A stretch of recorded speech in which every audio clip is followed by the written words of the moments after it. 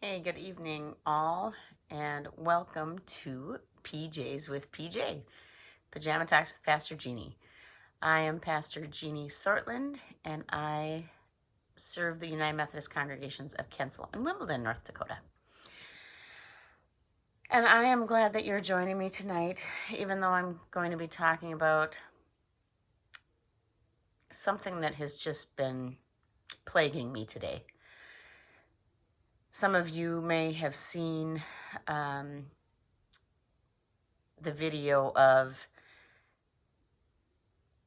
the police altercation with a black man in Minneapolis that happened.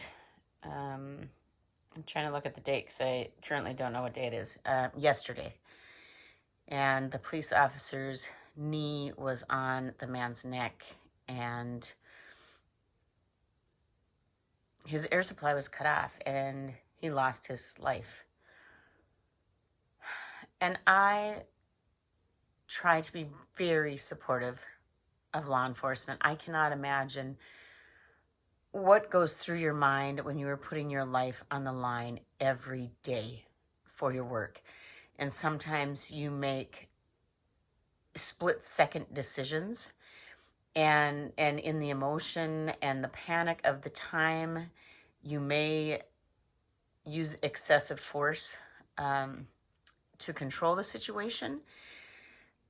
So I have tried so hard over the years to see both sides of what is happening. I cannot understand why the police officer did not remove his knee from that man's neck. He was not resisting. There were other police officers present to assist. I don't know the story. Maybe that man, had committed some crime, and they felt the need to detain him. So cuff him. And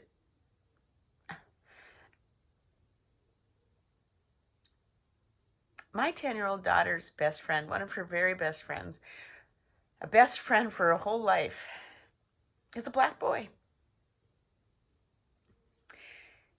And I was once a teenager. Most of you were once teenagers, unless you're a child watching this. And we do dumb stuff, right? You make mistakes. I mean, even we as adults do dumb things.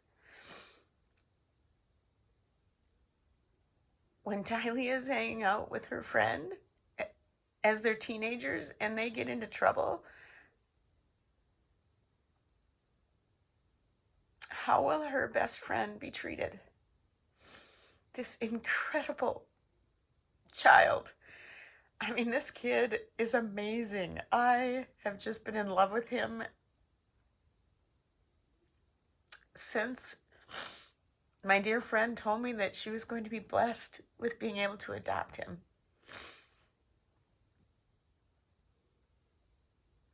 There's a lot of us that say we're not racist.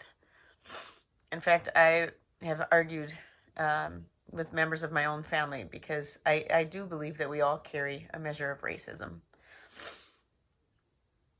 And what happens with me is when I have dear friends, I forget that they are of color.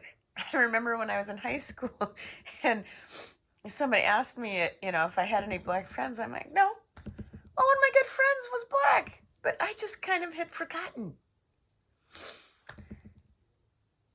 But maybe that's wrong too. Maybe it's time for us to start seeing in color and seeing that our brothers and sisters that are of color, those that bear the same image of God that we do, that they are treated differently, that they are experiencing harm. through absolutely no fault of their own.